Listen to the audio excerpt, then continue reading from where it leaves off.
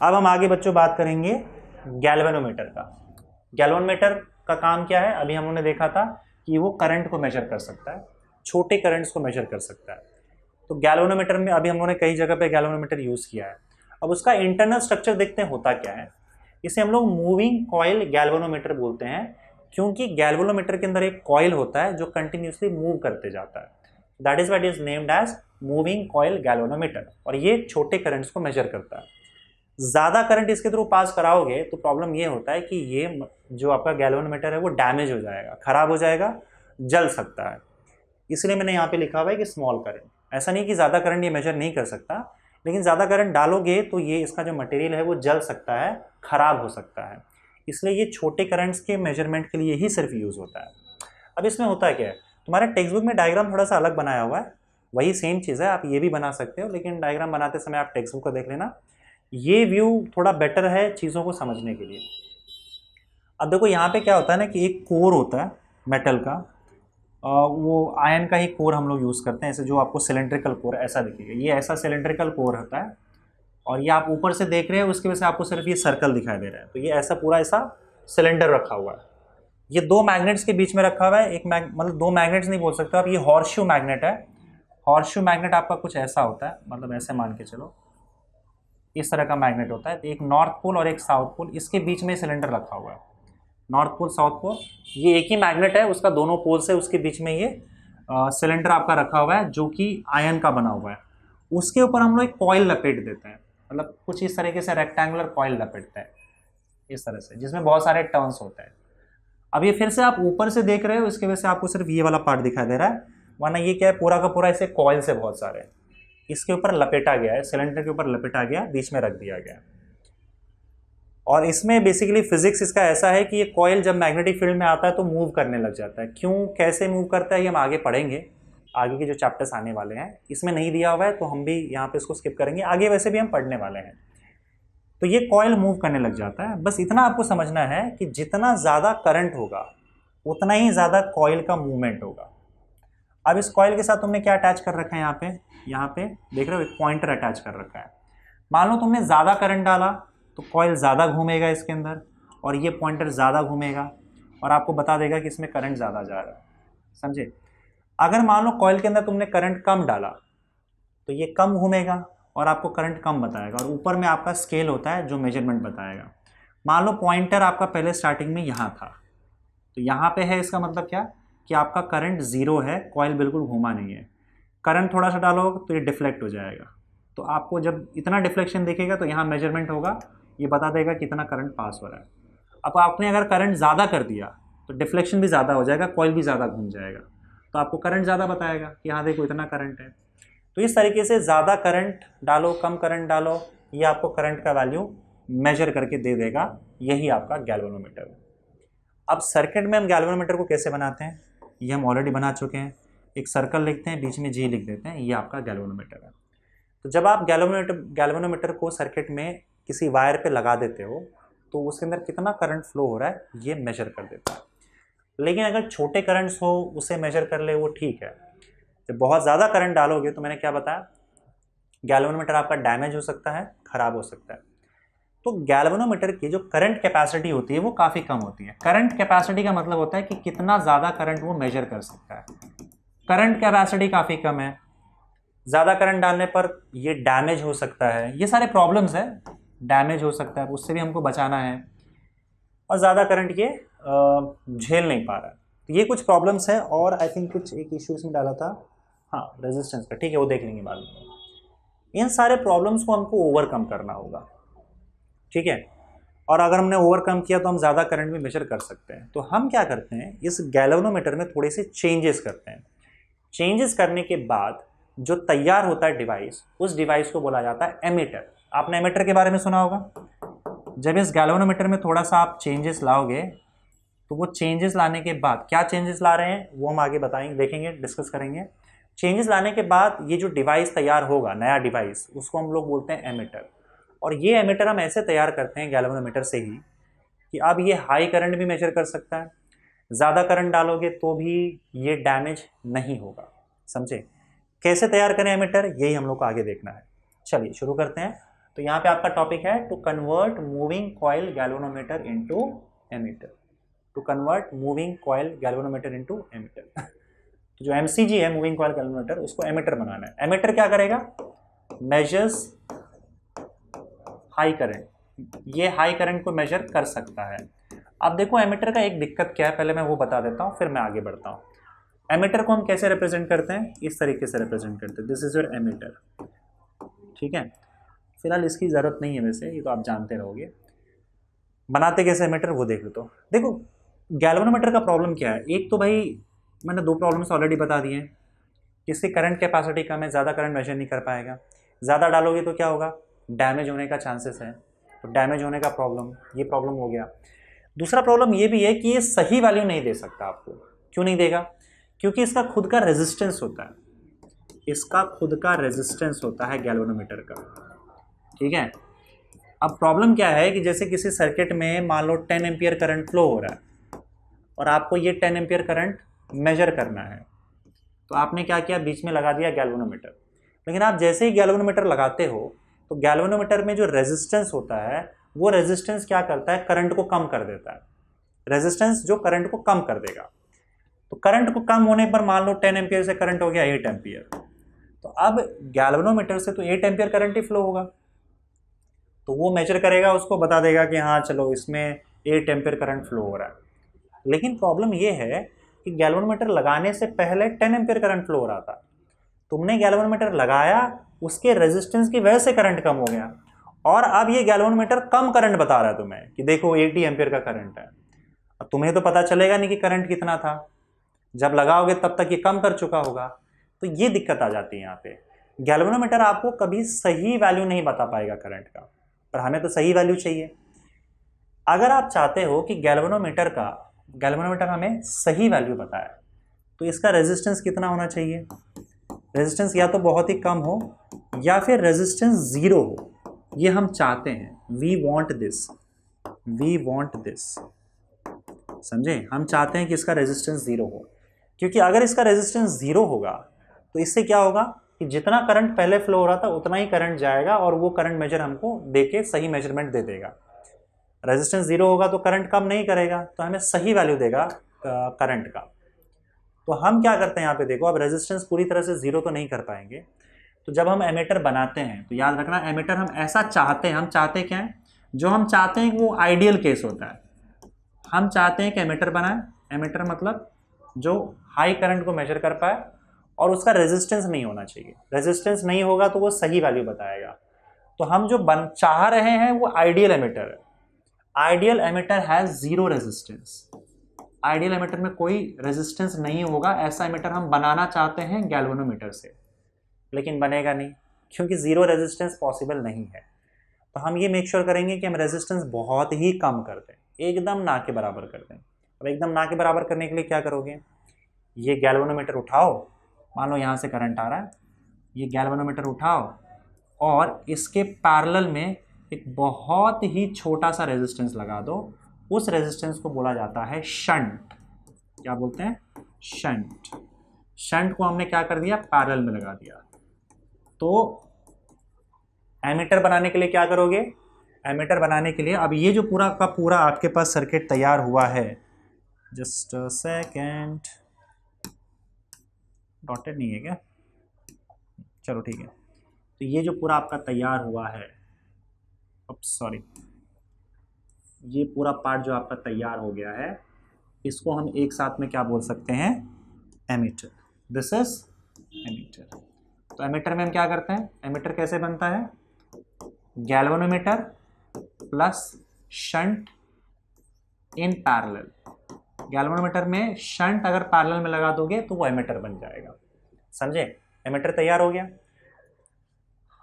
अब इससे हमारा प्रॉब्लम देखो कैसे सॉल्व हुआ। शंट का वैल्यू बहुत ही छोटा होता है, S is very small, shunt का वैल्यू बहुत छोटा होता है, समझे। अब मान लो टोटल करंट I यहाँ से आ रहा है, इसमें यहाँ पे देखो जंक्शन पॉइंट है, कुछ करंट जाएगा इसमें गैल्वेनोमीटर में, उस करंट को हम IG लिख देते हैं, बाकी बचा हुआ करंट जाएगा शंट में, उससे हम लोग IS लिख देते हैं।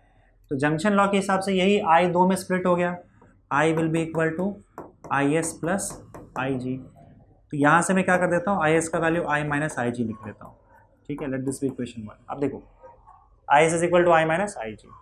नाउ से यहाँ से होता क्या है, प्रॉब्लम हमारा कैसे सॉल्व हुआ। सबसे पहली चीज़ तो ये कि अगर मैं बहुत ज़्यादा करंट पास कर दूंगा तो आपका डिवाइस डैमेज हो सकता है, लेकिन अगर आप ज़्यादा करंट पास करोगे भी तो क्योंकि ये शंट का वैल्यू बहुत छोटा होता है, तो देखो अगर मान लो करंट के पास यहाँ से दो रास्ते हैं, एक यहाँ से एक यहाँ से, तो करंट हमेशा चाहेगा कि मैं कम रेजिस्टेंस वाले रास्ते पे जाऊँ। तो जहाँ पे जितना कम रेजिस्टेंस होगा करंट वहाँ से उतना ही ज़्यादा जाएगा। अब मान लो यहाँ पे शंट बहुत ही कम, शंट का जो रेजिस्टेंस है वो काफ़ी कम होता है और गैल्वेनोमीटर का ज़्यादा होगा, तो मोस्ट ऑफ द करंट जो है वो शंट से निकल जाएगा, गैल्वेनोमीटर से जाएगा ही नहीं, क्योंकि गैल्वेनोमीटर का रेजिस्टेंस ज़्यादा होगा, शंट का बहुत ही कम होगा। हम बहुत ही छोटा रेजिस्टेंस यहाँ पे लगाएंगे, जैसे मान लो गैल्वेनोमीटर का रेजिस्टेंस जो है वो 100 ओम है, तो हम शंट जो है वो 0.01 ओम अगर मान लो लगा देते हैं, तो देखो इसके सामने कितना कम है, तो ऑलमोस्ट सारा करंट जो है वो शंट से ही निकल जाएगा। शंट से निकल जाएगा तो गैल्वेनोमीटर में ज़्यादा करंट नहीं जाएगा, गैल्वेनोमीटर में ज़्यादा करंट नहीं जाएगा तो डैमेज नहीं होगा।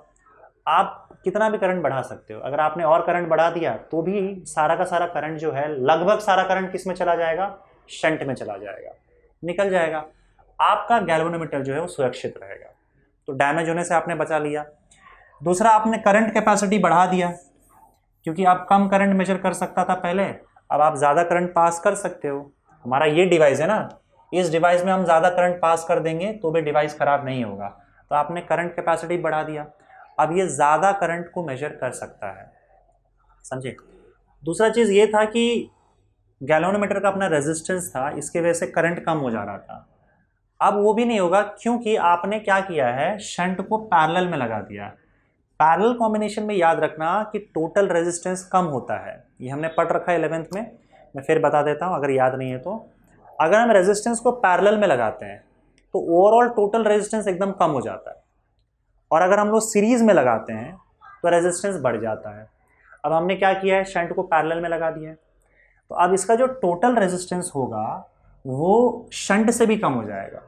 मान लो अगर आपने गैल्वेनोमीटर का रेजिस्टेंस आपका 100 ओम है और शंट का रेजिस्टेंस 0.01 ओम है, तब इसका मिला के टोटल जो एमीटर बनेगा, उस एमीटर का रेजिस्टेंस जो है वो 0.01 ओम से भी कम हो जाएगा, क्योंकि हर एक इंडिविजुअल से टोटल रेजिस्टेंस पैरेलल में कम हो जाता है। तो अब यह 0.01 ओम से भी अगर रेजिस्टेंस कम हो जाए तो आप मान के चल सकते हो कि लगभग 0 के बराबर रेजिस्टेंस है, तो अब रेजिस्टेंस भी आपने एकदम खत्म कर दिया। 0 तो नहीं कर पाए, आइडियल एमीटर का रेजिस्टेंस 0 होगा, 0 तो नहीं कर पाए, लेकिन 0 के काफ़ी करीब आ चुके हैं। तो अब ये जो एमीटर आपको वैल्यू देगा करंट का, वो काफ़ी अच्छा वैल्यू देगा और काफ़ी ज़्यादा बेटर वैल्यू देगा, ज़्यादा एक्यूरेट वैल्यू देगा गैल्वेनोमीटर के कंपैरिजन में, क्योंकि आपने इसका लगभग रेजिस्टेंस जो है वो ना के बराबर कर दिया। समझ गए। तो इसलिए हम शंट को पैरेलल में लगाते हैं एमीटर बनाने के लिए। तो जो भी प्रॉब्लम्स थे हमारे गैल्वेनोमीटर के, एमीटर बनाने के बाद वो प्रॉब्लम सॉल्व हो चुका है। एमीटर बनाने के लिए क्या करोगे, गैल्वेनोमीटर के पैरेलल में शंट लगाओगे, जिसका वैल्यू काफ़ी कम होता है। चलिए अब इक्वेशंस पे ध्यान देते हैं। इसका इक्वेशन, शंट का वैल्यू हमको ढूंढना है, तो आप देखो यहाँ पे अगर मैं पॉइंट ए, ये दोनों पॉइंट की बात करूँ, इन दो पॉइंट पे अगर मैं पोटेंशियल डिफरेंस की बात करूँ, तो पोटेंशियल डिफरेंस क्या होता है, करंट मल्टीप्लाइड बाय रेजिस्टेंस।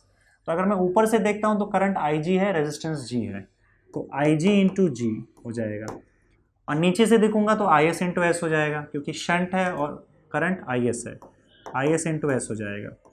अब क्योंकि दोनों शंट और गैल्वेनोमीटर सेम दो पॉइंट के बीच में कनेक्टेड है, तो दोनों पोटेंशियल डिफरेंस सेम होगा। अगर दो चीज़ें दो सेम पॉइंट के बीच में कनेक्टेड हो तो दोनों चीज़ों के बीच में पोटेंशियल डिफरेंस सेम होता है। सेम पॉइंट के बीच में है तो पोटेंशियल डिफरेंस सेम होगा, तो ये दोनों पोटेंशियल डिफरेंस सेम हो जाएगा, क्योंकि गैल्वेनोमीटर और शंट दो सेम पॉइंट के बीच में कनेक्टेड है या पैरेलल में कनेक्टेड है। कोई भी चीज़ अगर पैरेलल में कनेक्ट होता है तो पोटेंशियल डिफरेंस उसके अक्रॉस सेम होता है। तो बस अब एक काम करो, इक्वेशन 1 से आई एस का वैल्यू सब्स्टिट्यूट कर दो, I ji into ji is equal to I S का value I minus I ji into S from one. अब क्या, अब देखो एस का वैल्यू यहाँ से निकाल लेंगे, तो एस का वैल्यू क्या हो जाएगा बताओ, S will be equal to, shunt का वैल्यू निकालना है, ये नीचे भेज दो, I ji into G upon I minus I G, I ji into G upon I minus I G. एक तो ये इक्वेशन आ गया। अब इसमें हम क्या करेंगे, देखो यहाँ पे एक इक्वेशन ये याद रख लो। अब यहाँ पे हम अज्यूम करते हैं कि जो गैल्वेनोमीटर का करंट है, अगर वो n टाइम्स, नहीं सॉरी, जो टोटल करंट है अगर वो n टाइम्स गैल्वेनोमीटर का करंट हो, n का वैल्यू कुछ भी हो सकता है, जैसे टोटल करंट गैल्वेनोमीटर करंट से 10 गुना ज़्यादा हो सकता है, 20 गुना ज़्यादा हो सकता है, 30 टाइम्स ज़्यादा हो सकता है। अगर 30 टाइम्स ज़्यादा है तो n का वैल्यू 30 हो जाएगा, 50 टाइम्स ज़्यादा तो n का वैल्यू 50 हो जाएगा। तो कुछ ना कुछ तो ज़्यादा ही होगा ना, क्योंकि टोटल करंट जो आ रहा है वो गैल्वेनोमीटर वाले करंट से ज़्यादा ही होगा। कितना ज़्यादा है, n टाइम्स ज़्यादा है, ऐसा हम मान लेते हैं। तो i का वैल्यू n इंटू आई जी ऊपर सब्स्टिट्यूट कर दो, तो देयरफॉर s का वैल्यू क्या हो जाएगा बताओ, I ji into ji, sorry हाँ चलेगा चलेगा चलेगा चलेगा, आई जी इंटू जी अपॉन आई का वैल्यू क्या हो जाएगा, n into I G minus I जी। अब आई जी कॉमन ले लो नीचे से, तो आई जी इंटू जी, अगर नीचे आई जी कॉमन ले लोगे तो n माइनस वन बच जाएगा, आई जी कैंसल, तो s का वैल्यू आपको फिर यहाँ पे मिल जाएगा g upon n minus one, G upon n minus one, ये एक फॉर्मूला मिल गया। उसके अलावा हमको यहाँ पे रेशियो निकालना है, आई एस अपॉन आई का रेशियो निकालना है, आई एस अपॉन आई का रेशियो। तो ये कैसे आएगा, तो आई एस का वैल्यू आप यहाँ से ले लो, आई एस का value I minus I G, I minus I G upon I. और यहाँ से अगर आप देखोगे तो इन्होंने किस तरीके से निकाल रखा है, जी और एस के टर्म्स में निकाल रखा है। तो आप अगर देखो यहाँ पे जी और एस के टर्म्स में, तो s का वैल्यू क्या है, I G upon G upon I minus I G, या फिर एक काम करते हैं, आई माइनस जी का वैल्यू यहाँ से आपको आई जी अपॉन जी इंटू एस आ जाएगा। ठीक है, काम करो, इसको इक्वेशन 2 लिख लो, इक्वेशन 2 लिख लो ना। आप देख सकते हो यहाँ पे इस इक्वेशन, इसको इक्वेशन 2 लिख देते हैं, इसको इक्वेशन 3 लिख देते हैं। मतलब आई एस अपॉन आई का वैल्यू निकालना है आपको, बस ध्यान में रखना है, और जी और एस के टर्म्स में चाहिए। तो इसको इक्वेशन को ऐसे रख दो। अब इसके ऊपर पुट करो from two, from two, from two आप ये इक्वेशन निकालने की कोशिश करो, या फिर इसका वैल्यू निकाल लेते हैं। From two S is equal to क्या है बताओ, I ji into G upon I minus I G. तो आई माइनस आई जी का वैल्यू निकाल लो, आई माइनस आई जी क्या हो जाएगा, I ji into G upon S. इसको उठा के इसमें डाल दो, देखो आई माइनस आई जी का वैल्यू ये डाल दो, तो पुट दिस इन इक्वेशन 3। तो इक्वेशन 3 क्या बनेगा बताओ, I S upon I is equal to, I minus I G का वैल्यू क्या डालोगे, I ji into G, I ji into G upon S, और नीचे क्या है आपका, आई तो है ही, तो ये आ गया आपका। अच्छा एन के टर्म्स में इसमें है क्या, आई एस अपॉन आई, जी और एस प्लस जी आ रहा है, ये कैसे आ रहा है यार, मैं टाइम पास कर रहा हूँ। तो एक काम करते हैं, वहीं से वापस स्टार्ट करते हैं, इसमें मज़ा नहीं आ रहा है, रुको ये थोड़ा सा घपला हो जा रहा है, वहीं से स्टार्ट करते हैं, यहीं से स्टार्ट करते हैं फिर से। I ji into ji is equal to I S into S, ठीक है, ये स्टार्ट करते हैं, आई जी into ji is equal to I S into एस। बस इस बार क्या करो, आप आई जी को रिप्लेस कर दो। अब हमें पता है यहाँ पे कि I is equal to I S plus I G है, इसको इक्वेशन 2 लिख दो, ये रहने दो। तो आई इज इक्वल टू क्या हो रहा है, आई एस प्लस आई जी आ रहा है, इस बार I G is equal to I minus I S, ये लिख दो, आई जी, क्योंकि आई जी को हमको हटाना है ना, तो आई जी का वैल्यू इसमें से सब्स्टिट्यूट कर दो, पुट इन इक्वेशन 2। तो इक्वेशन 2 में सब्स्टिट्यूट कर दोगे तो क्या आ जाएगा, आई जी की जगह पे I minus I S into ji is equal to I S into S, ठीक है। और यहाँ से आई एस अपॉन आई का वैल्यू आपको मिल जाएगा, तो ये हो जाएगा I into G minus I S into ji is equal to I S into S, ठीक है। और इसको उठा के उस साइड भेज दो, तो क्या हो जाएगा, I into ji is equal to I into S plus I S into G. I S common ले लो, तो I into ji is equal to I S common ले लोगे तो एस प्लस जी आ जाएगा इसके अंदर, एस प्लस जी। तो अब आई एस का वैल्यू क्या हो जाएगा, IS अपॉन I क्या हो जाएगा, देखो I को यहाँ ले आओ, इसको यहाँ ले आओ, तो G अपॉन S प्लस जी हो जाएगा बस। तो IS अपॉन I का इक्वेशन निकाला और यहाँ पे हमने शंट का इक्वेशन निकाल लिया, एक शंट का इधर, शंट का इधर, और IS अपॉन I का इक्वेशन जो टेक्स्ट बुक में दिया है वो बता रहा हूँ मैं। वैसे इसकी ज़रूरत नहीं है कि ये भी निकालना है वो भी निकालना है, लेकिन अब जो दिया हुआ है उस हिसाब से मैंने ये एक इक्वेशन तुम्हारे टेक्स्ट बुक में निकाला हुआ है और शंट का वैल्यू निकाल के रखा हुआ है। ये हो गया आपका शंट और एमीटर। तो समझ गए एमीटर कैसे बनाते हैं, गैल्वेनोमीटर से शंट कनेक्ट करना है पैरेलल में, शंट का वैल्यू काफ़ी छोटा होगा तो आपका एमीटर तैयार हो जाएगा जो कि करंट मेजर करता है। तो बच्चों अब यहाँ पे हम आगे बढ़ेंगे और अब बात करेंगे वोल्ट मीटर की कि वोल्ट मीटर कैसे बनाया जाए। देखो एमीटर मेजर करता है किसको, करंट को मेजर करता है। वोल्ट मीटर वो डिवाइस है जो वोल्टेज को मेजर करता है, ठीक है। तो अगर मान लो वोल्टेज या फिर पोटेंशियल डिफरेंस मेजर करना रहा दो पॉइंट के बीच में, तो भी हम लोग गैल्वेनोमीटर का ही यूज़ करते हैं और गैल्वेनोमीटर में भी कुछ चेंजेस लाते हैं। अब देखो जब आपको करंट मेजर करना, ध्यान से सुनना, कोई आपका डिवाइस है, मान लो ये आपका डिवाइस है, इस डिवाइस के थ्रू कितना करंट जा रहा है अगर आपको ये मेजर करना है तो आप इसके साथ एमीटर लगा दो, मतलब इसके सीरीज में एमीटर लगा दो। एमीटर कैसे लगाओगे, एमीटर बनाओगे कैसे, गैल्वेनोमीटर में शंट लगा देना है, ये सारी बातें कर चुके हैं हम लोग, एमीटर तैयार हो गया। तो हमेशा एमीटर जो है वो लगाया जाता है डिवाइस के सीरीज में, जो भी जिसका भी आपको करंट मेजर करना है। मान लो रेजिस्टेंस है, एक डिवाइस छोड़ के रेजिस्टेंस है और ये रेजिस्टेंस में कितना करंट जा रहा है अगर आपको ये मेजर करना है तो रेजिस्टेंस के सीरीज में हम एमीटर लगा देते हैं और ये करंट मेजर करके आपको बता देगा। लेकिन अगर मान लो इस रेजिस्टेंस या डिवाइस के अक्रॉस आपको मेजर करना है पोटेंशियल डिफरेंस, इस रेजिस्टर के अक्रॉस कितना पोटेंशियल डिफरेंस है, तो जब आप पोटेंशियल डिफरेंस मेजर करते हो तो आप क्या करते हो, इसके अक्रॉस गैल्वेनोमीटर इसके अक्रॉस लगाते हो, सीरीज में नहीं लगाते हो, मतलब इसके ऊपर से लगा दोगे, नीचे से लगा दोगे, मतलब ये जो दो पॉइंट के बीच में कनेक्टेड है उन दो पॉइंट्स के बीच में आप गैल्वेनोमीटर भी कनेक्ट कर दोगे। गैल्वेनोमीटर आपको क्या करेगा, वोल्टेज मेजर करके दे देगा। कैसे मेजर करेगा, V is equal to IR, इसके थ्रू कितना करंट जा रहा है वो मेजर करेगा, रेजिस्टेंस मल्टीप्लाई करके आपको इसका पोटेंशियल डिफरेंस V दे देगा। पर इसमें है एक प्रॉब्लम, ठीक है। प्रॉब्लम क्या है, प्रॉब्लम ये है कि ये भी सही वैल्यू नहीं बता पाएगा। क्यों सही वैल्यू नहीं बता पाएगा, देखो जैसे मान लो टोटल करंट इसके थ्रू जब आपने गैल्वेनोमीटर नहीं लगाया था तो टोटल करंट जा रहा था इसके थ्रू 10 एम्पियर और इसका रेजिस्टेंस मान लो 2 ओम का है। तो मुझे बताओ एक्चुअल में पोटेंशियल डिफरेंस क्या होगा, IR अगर देखोगे एक्चुअल पोटेंशियल डिफरेंस क्या होगा, I का वैल्यू 10 एम्पियर है और R का वैल्यू 2 है तो टोटल 20 वोल्ट हो जाएगा। लेकिन ये मेजर्ड वैल्यू दिखाएगा क्या, देखो अब क्या दिखाएगा वो देखो।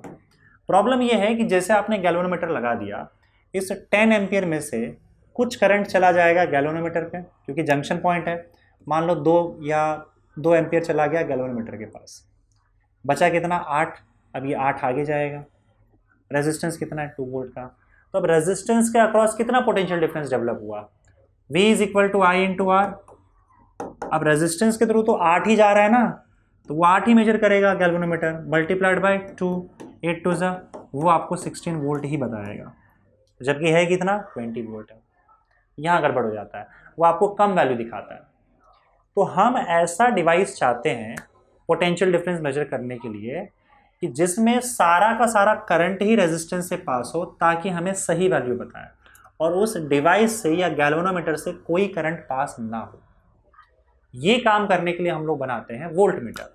वोल्ट मीटर भी गैल्वेनोमीटर के तरह ही है, वोल्ट मीटर भी गैल्वेनोमीटर से ही बनाया जाता है, उसमें भी कुछ चेंजेस किया जाता है जैसे एमीटर के लिए हमने किया था। क्या चेंजेस करते हैं हम लोग, अब इस केस में हम क्या करते हैं, ध्यान से देखना, हम जो बना रहे हैं वो वोल्ट मीटर बना रहे हैं। वोल्ट मीटर क्या करेगा, measures potential difference. Volt meter क्या करता है, measures potential difference. Potential difference बोलो या वोल्टेज बोलो एक ही बात है, पोटेंशियल डिफरेंस को वोल्टेज बोला जाता है, तो वोल्टेज मेजर करता है। तो अगर हम एक आइडियल वोल्ट मीटर बना रहे हैं, आइडियल वोल्ट मीटर, तो आइडियल वोल्ट मीटर ऐसा होना चाहिए कि उसके थ्रू कोई भी करंट पास ना हो, सारा का सारा करंट इसी से रेजिस्टेंस से ही जाए ताकि हमको सही वैल्यू मिल पाए। क्योंकि 2 एम्पियर का करंट ऊपर भाग जा रहा है ना इसके गैल्वेनोमीटर के थ्रू, वही दिक्कत दे रहा है। तो ये इस वाला करंट कम कर दे रहा है। फिर 8 इंटू 2 करोगे तो 16 वोल्ट ही आ रहा है, जबकि है 20 वोल्ट।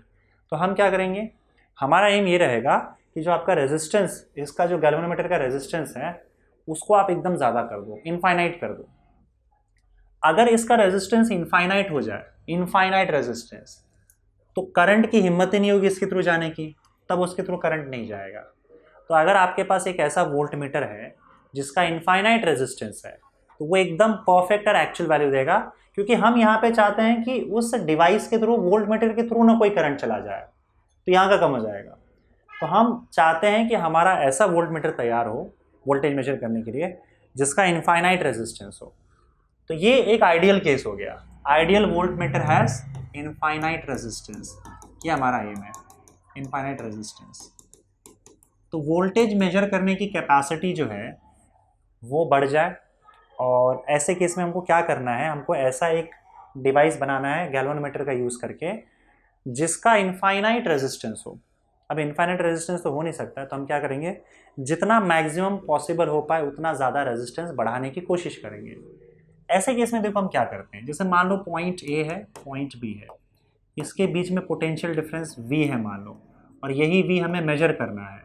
तो हम क्या करेंगे, ए के थ्रू गैल्वेनोमीटर लगाओ पहले, और गैल्वेनोमीटर ए और बी के बीच में कनेक्ट करेंगे। पहले तो ए और बी के बीच में हम गैल्वेनोमीटर कनेक्ट करेंगे, और इस गैल्वेनोमीटर के साथ साथ सीरीज में ही एक एकदम ज़बरदस्त और हाई रेजिस्टेंस लगा देता है। तो जब आप सीरीज में हाई रेजिस्टेंस कनेक्ट कर दोगे, उसका वैल्यू हम लोगों ने x लिख के रखा हुआ है, तो ऐसे केस में जो ये पूरा सिस्टम आपका तैयार होगा यही आपका वोल्ट मीटर कहलाएगा।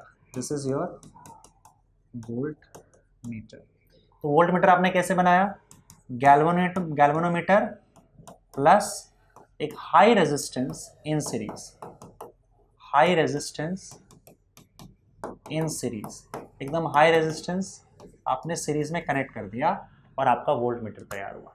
ये इतना हाई है, इतना हाई है कि जो भी करंट आप यहाँ पे भेज रहे हो उस करंट के लिए आप अज्यूम कर सकते हो कि ये एकदम मतलब इनफाइनाइट जैसा रेजिस्टेंस है, मतलब एकदम हाई रेजिस्टेंस हम यूज़ करते हैं यहाँ पे, और आप मान सकते हो कि इतना हाई है कि इसे इनफाइनाइट माना जा सकता है। एकदम हाई रेजिस्टेंस होने की वजह से जब आप ये पूरा का पूरा सेट आप लगाते हो किसी के क्रॉस, तो इसके थ्रू काफ़ी कम करंट जाता है। करंट तो जाता ही है, पर अब इस वोल्ट मीटर के थ्रू काफ़ी कम करंट जाता है, ना के बराबर जाता है। तो आप इसको as a volt meter use कर सकते हो, और पोटेंशियल डिफरेंस अभी भी थोड़ा सा आपको कम ही बताएगा, लेकिन एकदम जो है वो एग्जैक्ट वैल्यू तो नहीं बता पाएगा, फिर भी जो एरर होगा वो काफ़ी कम होगा और लगभग एग्जैक्ट वैल्यू आपको बता देगा। समझे? तो हम वोल्ट मीटर बनाने के लिए क्या करते हैं बताओ, गैल्वेनोमीटर में ही एकदम हाई रेजिस्टेंस उसके सीरीज में लगा देते हैं। एमीटर में क्या करते हैं, गैल्वेनोमीटर में ही एकदम लो रेजिस्टेंस पैरेलल में लगा देते हैं। लो रेजिस्टेंस पैरेलल एमीटर तैयार हो गया, high resistance series volt meter तैयार हो गया। समझ गए? तो चलो इसमें भी अब आपको क्या करना है कि एक्स का वैल्यू ढूंढना है आपको, और कुछ नहीं। तो मान लो कि करंट जो इसके थ्रू जा रहा है गैल्वेनोमीटर के थ्रू, करंट IG जा रहा है, मतलब इसमें जो भी करंट जा रहा है उसको हम IG लिखेंगे।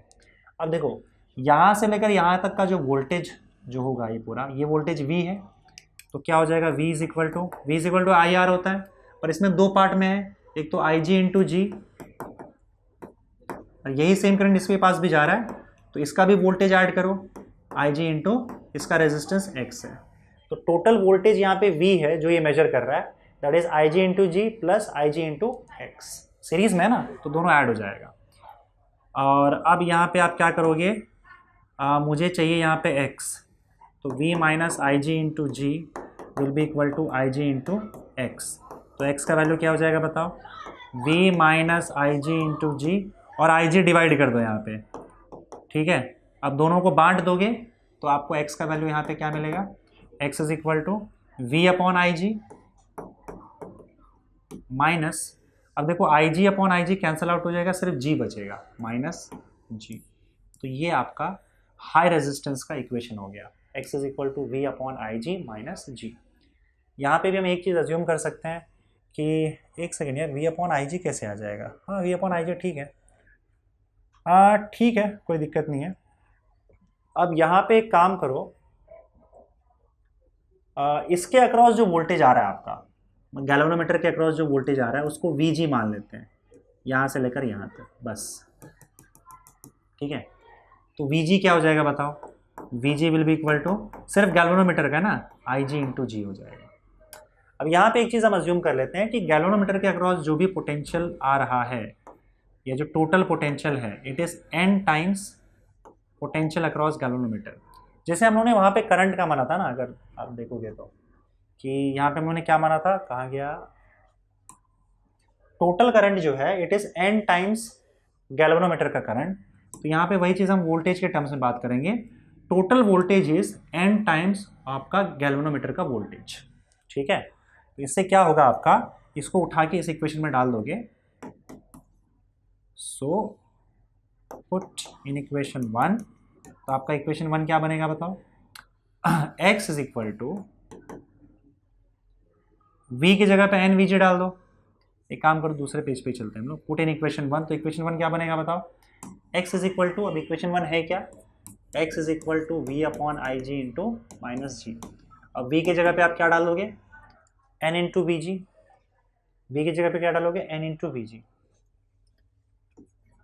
n into V G upon I G minus G. अब वी जी क्या है बताओ, वी जी क्या है, V G is I ji into G, है ना, वी जी क्या है, आई जी इंटू जी है, राइट। तो V G is equal to I ji into G upon I G minus G, तो आई जी कैंसिल, तो N G minus G हो जाएगा, और जी कॉमन ले लोगे, एन माइनस 1 अंदर बचेगा, जी बाहर आ जाएगा, है ना, ये हो गया आपका x। तो x n के फॉर्म में भी आपको मिल जाएगा, टेक्स्ट बुक में n की जगह पे एन वी लिखा हुआ है, पर उससे फ़र्क नहीं पड़ता, आप n लिखो तो भी चल जाएगा। तो ये आपका जो हाई रेजिस्टेंस आप लगा रहे हो उसका एक इक्वेशन यहाँ पे और एक इक्वेशन यहाँ पे, तो ये भी आपका वोल्ट मीटर वाला पार्ट भी होता है बच्चों, यहाँ पे खत्म। अब चैप्टर के एंड में एक थर्मो इलेक्ट्रिसिटी देके रखा हुआ है, पर वो क्योंकि बॉक्स में दिया हुआ है, आई एम नॉट श्योर कि वो क्वेश्चन पूछा जाएगा कि नहीं उसमें से, पर आप एक बार देख लेना, क्योंकि केल्विन्स मेथड भी बॉक्स में दिया हुआ है, लेकिन वो कई बार पूछा गया है, तो शायद वो पूछा जाए, आप एक नज़र डाल दो, बहुत सिंपल चीज़ है। थर्मो इलेक्ट्रिसिटी का मतलब क्या होता है, करंट फ्रॉम हीट, मतलब अगर आप हीट से करंट निकाल ले रहे हो, हीट की वजह से, तो उसे थर्मो इलेक्ट्रिसिटी बोलते हैं। अब इसमें हम करते क्या है, इसको करंट जो जैसा निकाला जाता है उसको हम लोग सीबैक इफेक्ट बोलते हैं। अब ये सीबैक इफेक्ट में है क्या वो देखो, अगर मान लो आपने दो अलग अलग मटेरियल लिया, जैसे यहाँ पे लेके रखा हुआ है, एक बिस्मथ का वायर ले लिया और एक एंटीमनी का वायर ले रखा है, तो बिस्मथ और ये एसबी मतलब एंटीमनी होता है, आप दो वायर के एंड्स को जोड़ दो, एक एंटीमनी का वायर दूसरा बिस्मथ का वायर ले लिया, दो अलग अलग वायर्स को जोड़ दो, और जो दोनों एंड्स जुड़े हुए एंड्स है उसमें एक एंड को आप क्या करो उसका टेम्परेचर एकदम हाई रखो और दूसरे एंड का टेम्परेचर अगर लो रखोगे, तो टेम्परेचर डिफरेंस की वजह से यहाँ पे ईएमएफ या पोटेंशियल डिफरेंस जनरेट हो जाता है और आपके वायर में करंट फ्लो होना स्टार्ट हो जाता है। तो मतलब अगर सपोज करो आपने दो वायर ले रखा है अलग अलग मटेरियल का, इसको गर्म कर दो, इसको ठंडा कर दो, तो करंट आना चालू हो जाएगा, कोई बैटरी नहीं, कुछ नहीं, समझे, सीधा एक को गर्म करना है एक को ठंडा करना है, वायर में करंट फ्लो होना स्टार्ट हो जाएगा। और इसी को हम लोग सीबैक इफेक्ट बोलते हैं, कि एंड्स का अगर एक एंड हाई टेम्परेचर पे दूसरा एंड लो टेम्परेचर पे, तो वायर में करंट फ्लो होना स्टार्ट हो जाता है, दैट इज योर सीबैक इफेक्ट। और ये सीबैक इफेक्ट बेसिकली थर्मो इलेक्ट्रिसिटी का एग्जाम्पल है, कि आप हीट से करंट निकाल रहे हो। तो यहाँ पे देखो क्या किया है कि यहाँ पे एक मान लो एक कंटेनर है, इसको गर्म करके रखा हुआ है, जिसकी वजह से ये वाला पार्ट आपका एकदम टेम्परेचर हाई होगा और ये एंड का टेम्परेचर लो होगा, क्योंकि इसको आइस में डाल के रखा हुआ है। अब इसमें करंट फ्लो होना स्टार्ट हो जाएगा। अगर एंटीमनी बिस्मथ लेते हो तो बिस्मथ में करंट हमेशा कोल्ड टू हॉट जंक्शन, ये हॉट जंक्शन हो जाएगा, हॉट जंक्शन, और ये कोल्ड जंक्शन है ना।